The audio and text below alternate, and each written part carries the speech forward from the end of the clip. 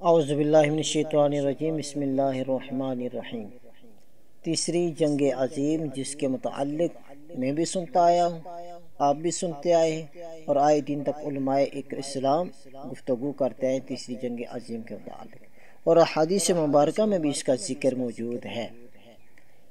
Doctor اسرار احمد صاحب جن کا تعلق پاکستان سے ہے، اس تیسری جنگ عظیم کے متعلق آپ نے جو پیشن گوئیاں کی، اسی ویڈیو میں ان کی ویڈیو اپلوڈ کروں گا ڈاکٹر اسرار احمد صاحب کی، وہ بھی سنیں، سماعت فرمائیں، اور آخر میں اتنا کہوں گا ظلم اتنا کریں جتنا برداشت کر سکیں۔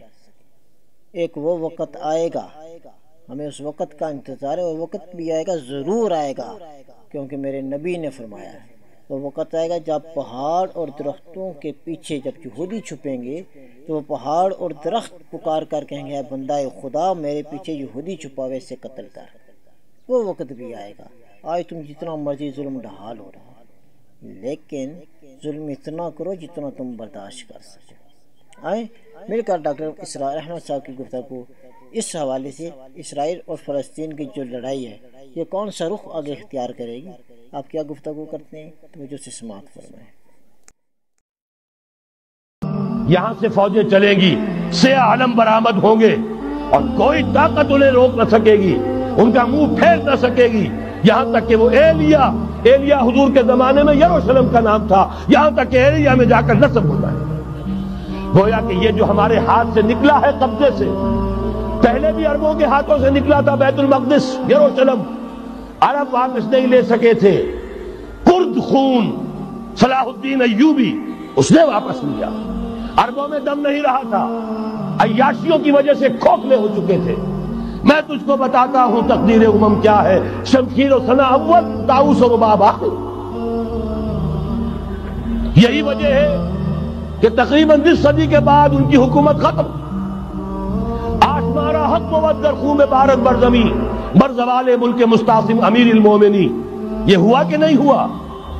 جبکہ آئے ہیں تاتاری ہورڈز، اور جنہوں نے کہ آخری خلیفہ بنو عباس اسے محل میں سے نکالا، ایک کھال کے اندر لپیٹ کر اور اپنے گھوڑوں کے سوؤں تلے کچل دیا۔ عرب معزول کر دیے گئے تھے، لیکن اب دوبارہ عربوں کو جب سہارا ملا ہے، لیکن اب بھی انہوں نے کہیں اسلام قائم نہیں کیا۔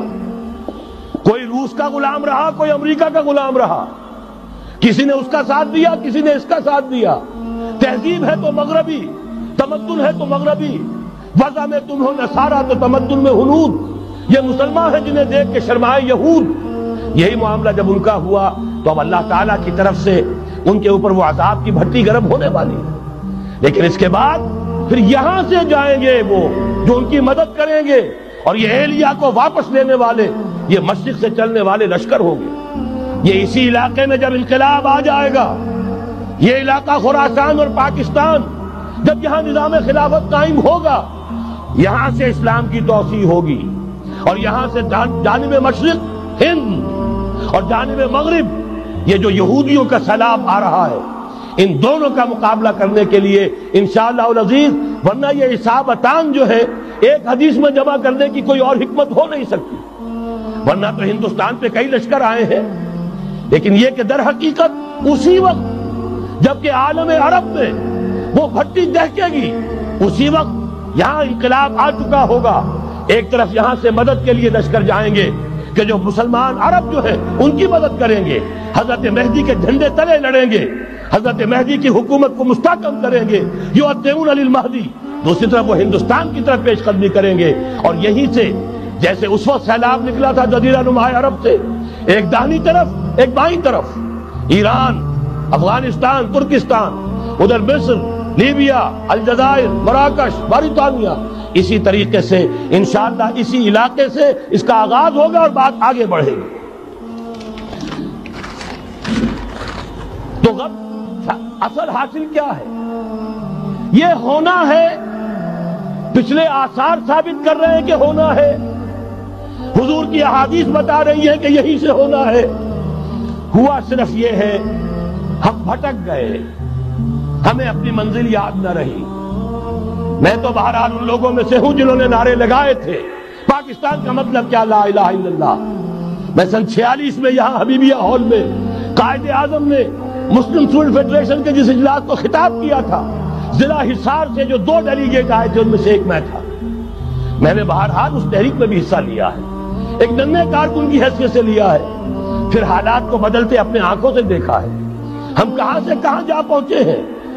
ضرورت صرف اس بات کی ہے کہ آج ہمارا حال یہ ہے، ہماری قیادت، ہماری سیاست ان لوگوں کے ہاتھ میں ہے کہ وہ فریب خوردہ شاہی کے پلاح و کرکسوں میں اسے کیا خبر کہ کیا ہے، تب وہ تاب جاویدانہ. ان کی تہذیب مغربی، ان کی ذہنیت مغربی، ان کی وضاقتہ مغربی، ان کا تمدن مغربی، ان کی سوچ مغربی، ان کے سارے اطوار مغربی.